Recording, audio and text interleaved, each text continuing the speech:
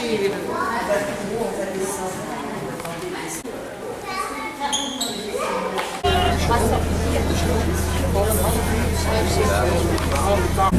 italienne des batailles de Magenta ou encore de Solferino, ça vous dit peut-être quelque chose. Et puis enfin, le général de la Brosche Rouge a commandé le 15e corps d'armée stationné à Nantes pendant la guerre franco-prussienne de 1870 à 1871. Saint-Félix, ancien quartier Barbin, un ancien quartier de Lavandière. Alors sur votre gauche, mesdames, messieurs, la plupart des bateaux que vous voyez à quai ici sont des habitations. Alors, vous n'allez pas imaginer qu'il s'est... Et puis sur votre droite, dans quelques instants, nous allons arriver à hauteur du Cannes, cercle de l'Aviron de Nantes. Nous sommes sur une portion à double sens de circulation.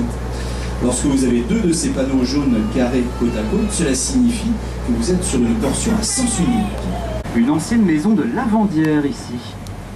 Alors celle-ci travaillait sur les bateaux lavoirs, nous en avons vu un beau spécimen il y a quelques instants, mais elle travaillait également sur la terre ferme. Encore plus sale qu'il ne l'était au moment d'être confiée aux lavandières, mieux valait se placer en amont de ces métiers.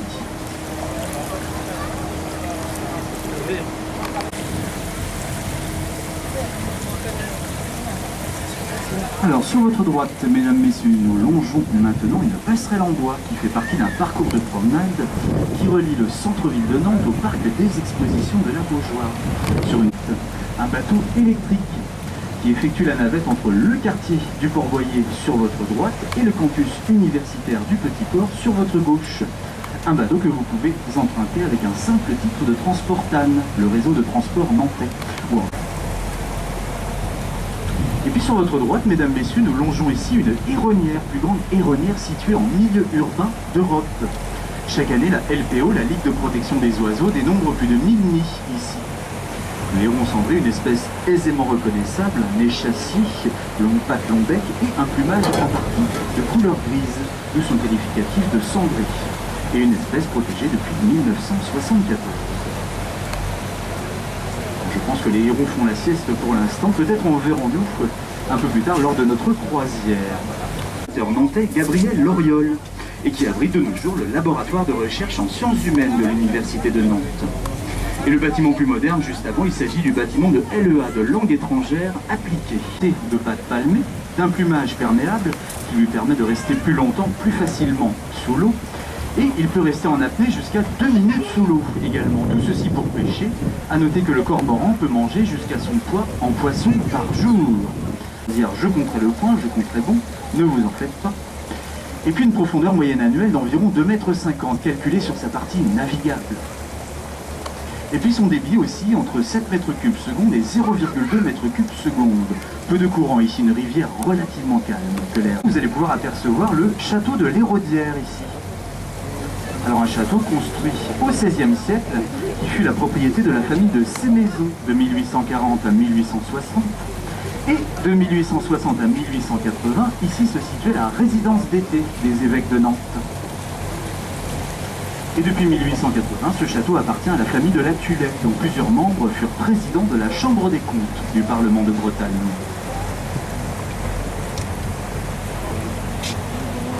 Alors peut-être vous dites-vous, mesdames, messieurs, que pour une résidence d'été, un lieu de villégiature, les évêques de Nantes n'allaient pas bien loin pour partir en vacances. Mais cela représentait déjà un certain trajet au XIXe siècle, du centre-ville de Nantes jusqu'ici, ce quartier de l'Héraudière, qui d'ailleurs n'était pas du tout urbanisé à l'époque. Nous étions en pleine campagne ici. Et déjà bien loin, à l'échelle du XIXe siècle, des limites de la ville de Nantes. Le premier, le pont de la Genelière, construit après-guerre entre 1946 et 1948. Et il s'agit d'un pont ferroviaire qui laisse notamment passer de nos jours le système de transport du tram-train, qui utilise les deux types de voies, celle du tram et du train, pour vous rendre par exemple à Châteaubriand ou encore à Nort-sur-Erdre. Alors d'ailleurs, un petit mot concernant le tram. Nantes est la première ville au monde à avoir mis en service le tramway à air comprimé en 1879. Et puis reparlons sport nautique, mesdames, messieurs, dans quelques instants, nous allons arriver, c'est tout, à hauteur du centre nautique nantais. Nous avons déjà évoqué l'aviron, aperçu quelques canoës depuis que nous sommes partis, et ici des stand-up paddle sur votre gauche. Alors il va de soi que ces personnes ne pratiquent pas le stand-up paddle pour leur plaisir. Elles sont rémunérées par les bateaux nantais, bien sûr, pour vous faire la démonstration de ce sport. Et puis également sur votre droite, nous sommes ici à hauteur du complexe de la Beaujoire. Son parc des expositions, au-delà duquel se situe son stade du même nom, Stade de la Beaujoire, où joue à domicile le Football Club de Nantes, de FCN, depuis 1984. Alors Beaujoire toujours, mesdames, messieurs, sur votre droite, nous arrivons maintenant à hauteur du parc floral de la Beaujoire. Alors une grande roseraie ici, plus de 1500 variétés de roses. Vous pouvez également y admirer des iris, des bruyères ou encore des magnolias. Une plante thé, et puis les magnolias étaient acclimatés sur notre ville. Et puis parlons à nouveau patrimoine pâtissier nantais Saules, ici qui se situe au niveau de la berge. Et entre ces saules, vous allez pouvoir apercevoir d'ici quelques instants le manoir du Bignon, dont le jardin est attribué à Écorchard, qui a également décidé les plans du Jardin des Plantes de Nantes.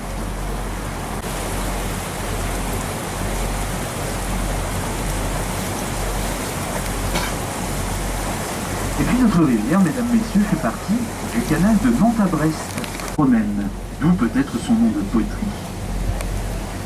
Alors un château intégralement construit au XVIIIe siècle, achevé en 1789. Date facile à retenir pour l'interrogation écrite de fin de croisière.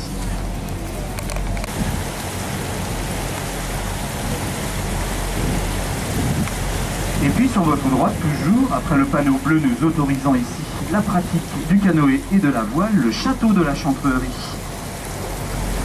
Alors ce château abrite de nos jours le siège d'Atlampol, pôle de grandes écoles sur Nantes, parmi lesquelles figurent l'école des mines, l'école du bois, Polytechnique, l'IREST ou encore l'école de design. Et ce château se situe dans le parc du même nom, parc de la Chantrerie de 18 hectares, dans lequel vous pouvez admirer des arbres pluricentenaires. Et c'est également là, dans ce parc, que se situe l'école vétérinaire de Nantes. Alors ce qui m'amène à vous dire un petit mot concernant la cathédrale de Nantes, dont la première pierre a été posée en 1434 par Jean V, duc de Bretagne, et Jean de Malétroit, évêque de Nantes. Et bien sa dernière pierre, mesdames, messieurs, a été posée pas moins de 457 ans plus tard, en 1891. Alors, ça prend un certain temps de construire une cathédrale, mais là tout de même, plus de 4 siècles et demi ont été nécessaires pour la construction de la cathédrale de Nantes.